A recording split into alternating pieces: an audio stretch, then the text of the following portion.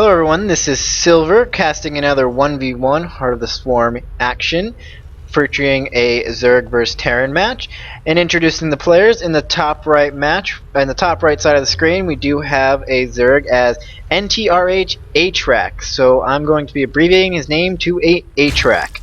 Not an 8-track player, an atrack. And in the bottom left hand of the screen we have fingrknitten. fingrknitten, I'd like to give a shout out to him. He actually has a forum post on the StarCraft 2 Battle.net forums which showcases the forum's community's streamers, casters, and other great people who help out the community by having themselves on the internet, like myself. Now, I am fairly new to casting. I'm really enjoying it. I have to say, it's quite a lot of fun. So we'll see what happens as this game gets underway. Both these players are in the Platinum League. So this is not the worst play. It's not the best, but still, Platinum's pretty difficult. Playing StarCraft, getting to gold to plat was probably the hardest. Comparing it from bronze to silver, silver to gold for me, as getting from gold to plat was pretty difficult. It took a while, but I eventually got there. And so right now we have the Overlord scouting across the field. I believe this is the custom skin. No, it is not. It's just a plain old boring Overlord. He doesn't have the dreadlocked haircut yet. And it looks like there is an expansion going to be dropped for the Zerg player, right at 300 resources. There we have it. We'll see what the Terran follows up. He currently has one gas, so that could indicate that he is going for a early Reaper, maybe a factory, maybe a drop later on, or he is just getting that gas just to get it early.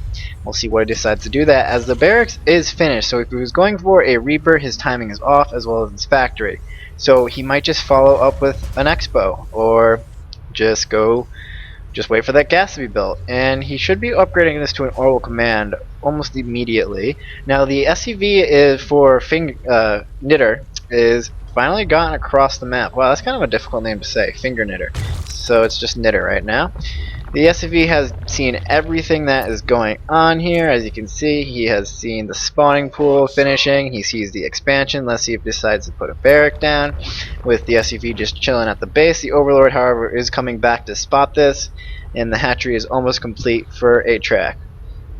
Right now we do have the drone returning from the base, and I believe he did get a good scout off. Yes, he's Upgrade. scouted pretty much just the barracks. He couldn't actually get in the base, so he does not know there's a gas coming, which is going to be used to build a reactor. That means double the Marines, and the Terran player has a pretty substantial bank right now. He's deciding to build a factory with it, and maybe something else, while the Zerg player is also sporting a bank, but right now he is in mass drone production mode. He is building 3 drones at a time, so his econ is going to be in full swing in just a bit. I'm surprised I actually don't see a third expansion going down, considering he's not really constructing any army units, although he does have a pair, or a quadrant, 4 Zerglings moving out, and although only one of them I believe is just setting out a scout. The Overlord's still just chilling in the background, probably setting up for a later scout in the game. Now he lifts off the reactor, which means he's probably going to switch it with this factory and go for some Helion or Widowmine play. In the meantime, he has spent his excess resources on another command center, and this has been upgraded like so. So as you can see, that's a good factory switch, but the Zergling is coming in at the right time, but the factory makes it down just in time. Now this is going to give atrack some information, considering he has seen this reactor switch on that factory, and it's actually building Hellions, so we will probably see some Hellion aggression very shortly here. Now imagine if that Zergling actually made it in the base. You know how frustrating that would be as a Terran player for that to happen at that opportunity. And his expansion is nearing complete. He has 1 Hellion out. Let's see if he goes out or decides to build more. Currently he is supply block. There's the depot.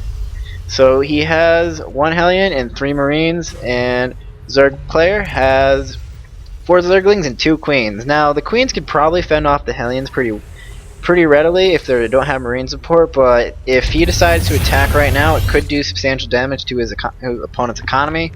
Now his expansion has completing right now, so he will have his expansion up, but it is still behind the Zergs, as the Zerg is banking up a lot of money right now, working on the 700 mark, as we do not see a layer tech underway right now, which is kind of risky. All he has to defend off any aggression is upgraded Zerglings. However, I do believe Metalloc Boost, yep, is underway, so that will help out in some defense, but he doesn't have crawlers. Well, there's one spine, two spines going down. I think he realizes that there is attack moving across the map, as he can see, thanks to his Overlord scattings, that these watchtowers, that there is a Hellion attack underway.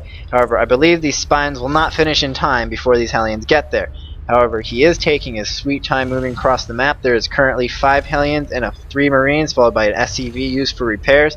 Very smart, setting out one SCV to repair these Hellions if they start to take damage. Now, however, he should attack now while these spines are not finished yet. I don't think he's going to do that, as the Zerglings are moving across the map, trying to maybe go for a counterattack or to intercept this in the middle. Now he does decide to move out. This is a lot of Hellions. That's 7 Hellions and 3 Marines versus couple queens and now 2 spine crawlers. However, I think he is not in time. The spine crawlers have spawned.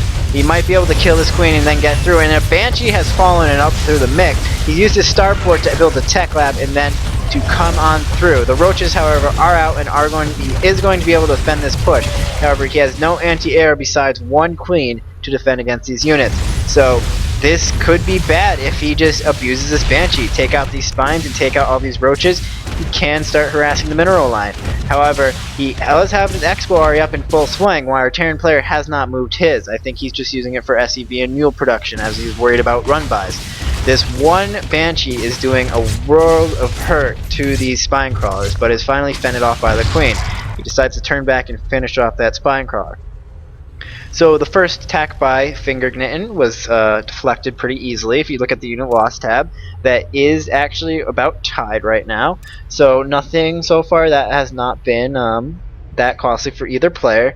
Now he could take this Banshee up to his main base, as there is no queens here because he pulled it down here. The one will be spawning soon. However, this one Banshee could get a lot of drone kills just by proper micro. And we do have a large roach force moving across the center of the map. We have 16 roaches and 7 Zerglings versus 1 Banshee and 6 Hellions. But the thing is here, the Banshee can pretty much kill all these roaches without taking any damage because roaches can't shoot up. However OP that would be. Now, it does look like he's going to press on. atrack is pressing on with the attack because I think he realized this his opponent does not have a lot of forces. He has this one Banshee for defense. However, Banshees don't kill these roaches just that quickly, so he could actually get in here and he could start attacking the opponent's main base. However, a siege tank has been completed, and this will be a good defense against the roaches. Coming out just in time, however, swinging from the side is meaning that the siege tank is out of position. He is not finished off with his wall in, and there's banelings and roaches arriving at his main base. One bangeling is taken out by the tank. The roaches are moving in on these Hellions. The Hellions can't do any damage here. He accidentally walls his Hellions off. He is in trouble here, as these Hellions are just going to be destroyed by these roaches. Most of the Hellions go down. The siege tank is going to work, and he gets 4 kills on that siege tank already. Another siege tank has arrived. However, the supply depot is almost down. He's not sure if he decides to pull out. The Banshee comes in for the kill, and these roaches are not going to be enough. There's too many tanks in 1 Banshee. So that was a lot of units lost right there for the Zerg, as he is sitting at 47 supply compared to 64. And looking at the resources lost, that is now favoring the Terran player, as he is pulled ahead by 500 resources. However, in the income, he is still trailing quite a bit. So we'll see. Attacks have been deflected by both opponents, however not without cost, as this is almost a even game right now. Zerg is working off 2 bases, as the economy is still favoring him because he has a lot more harvesters, 43. Oh wait, never mind, it's the opposite way around. The Terran has a lot more harvesters and the Zerg is not, because I think he has spent a lot of his drones on producing roaches and now more forces. Not having this many drones this early in the game is going to hurt him. However, he is floating money, and the Terran player is also floating money, but he is supply blocked, which will be remedied pretty shortly. So he is moving out with another attack, and the army supplies do favor the Zerg player. But however, these siege tanks, actually no, it's not. Yeah, the Terran player does have a larger army. This is not a smart move by him, as it will be deflected by these siege tanks and this Banshee. So the Zerglings and Banelings have taken residence in his 3rd base, probably trying to go for a bust and maybe do a lot of damage, but there's already Hellbats on the scene, and these Hellbats will destroy Zerglings, alright? Just absolutely destroy them, as the flame cone attack can be quite powerful. Now this Banshee is on patrol, just running around the map. I don't believe it's picked up any more kills, it's just kind of scouting out. He should probably take care of this Zergling and get that watchtower, as we do have an attack mirroring in. He does send in the Zergling. That is a bad choice, as they're going to be destroyed by these Hellbats and Siege Tanks. The Banelings, however, are here. They're going to get some good detonations, and they take out a handful of Hellbats. So that was a pretty good trade, taking out 4 Hellbats, but I believe he did lose all his Lings and Banelings, and that is going to put him further behind. That lost him another 1,000 resources, and now he's trailing by 1,400 minerals. And considering his economy is not in great shape, he is still down by a little bit. He is in not a good position for this game. However, in the meantime, there should be a layer tech which has complete, and he is now building a spire, so we will probably see some mutas to fall, considering that he knows his Terran player is going mech, he has seen the tanks, he has seen the Hellbats, so he's probably assuming it's a mechanized army. Mutalisks are great versus mechanized army because the only thing that can shoot up is a Thor. So mass mutas can pay off for him here, but does he have the gas to do it? Yes, he does. We're probably going to see around 15 to 20 mutas on the field very shortly, as the spire is complete. He also has Baneling speed, centrifugal hooks. Yeah, interesting name. Centrifugal hooks underway, as his creep spread is moving across the map. However, I think this creep tumor may be blocking this hatchery from going down, but I can't exactly tell. Probably not. So we'll see what's going to happen with that, as he should be throwing a third down. Now both of these opponents, however, I think are both content on working off 2 bases, because there's a bunch of minerals left at the natural and the mines are still going on. So I think they're focused straight on units. Look at the army supply, it is around tied, although I believe the Terran's army is more expensive. Yes, it is, by a few hundred resources. Now, we do have the Mutalisks out, as I was talking about, as for being built, and there is 15, so that's going to be a flock of 19 Mutalisks versus 1 Thor. That is all the anti-air this Terran opponent has. So fingrknitten could be in a world of hurt right now unless he responds accordingly. He needs to start building missile turrets and more Thors. So the Mutalisks are coming in to harass. They have spotted the 3rd base. I don't think he should be wasting time with this. Maybe just to force the pull off, but he really should be going on to the opponent's economy, because right now he probably doesn't realize that these are the SCVs are way exposed. However, as you can see in the meantime, they are missile turrets going down for the Terran, so he has missed his opportunity to get some good harassment on, and he's pulling these mutas back for one reason or another. There is a Banshee flying over. I believe this is used to distract the Zerg from attacking with his massive muta fleet, and that does get picked off. So once again, that was the first Banshee out by the Terran player, which I believe the only reason he built that was to just attack early and get, while the Zerg had no anti-air. As the creep is moving across the map, so are the mutas. The mutas are coming in and are going to scout this second Banshee and probably take it off. Yep, here it goes down. No chance there. However, he didn't attack when he needed to, and now there is at least 3 missile turrets at each base. He can take off a tech reactor. That is a smart choice. However, there is no research being done here. He's going for all the tech labs on these buildings. The Thor is going to town, doing substantial AoE damage. Oh, and then he runs straight into the missiles. Those are gonna hurt. Now, he's only lost 1 or 2 mutas in that engagement, and all these mutalisks are going to be full real quick thanks to the buffs in the heart of the swarm. So that was a pretty effective attack. He took off 2 buildings, which are going to have to be repaired. However, the starport wasn't really necessary. He could have taken out this Thor and probably this one if he wanted to, and then continue to go to town, but these missile turrets are going to defend the economy. So I think he's just going to try to keep denying this 3rd, which he's about to do right now. He picks off the SCV, and this is going to have to be cancelled, but it looks like that is not the case. The missile turrets are here. He decides to go for it. He's going to lose a couple mutas here. He loses 1, he loses 2. However, killing these turrets is not probably worth it at this point, considering the Mutalisks are being destroyed by these Thors. So he is doing a great job of denying the Terran's 3rd base as he retreats across the map. Now he has lost a bit of mutas. Remember, the initial count was 19. and he's sitting at 12. So he's lost 7 mutas in that attack. Let's see. He has managed to even up just a little bit, but still, he's lost too many mutas for that attack really to be effective. As the Thors are gearing up, they are probably going to be able to take out subsequent mutaflocks. And the Terran is moving out with the push. He has a lot of siege tanks, he has Hellbats, he has Thors. All of these are very great against the Mutalisks and Roaches that his opponent has. Looking at the army supply, they is favoring the Zerg player, however, this is a pretty big death ball. As you're a Terran player, if you're mech, you want to be going for something like this, where you have siege tanks with Thors in the back and Hellions as the front lines. The Hellions' cone damage will do ridiculous amounts of DPS towards the Zerglings and Banelings that are coming your way.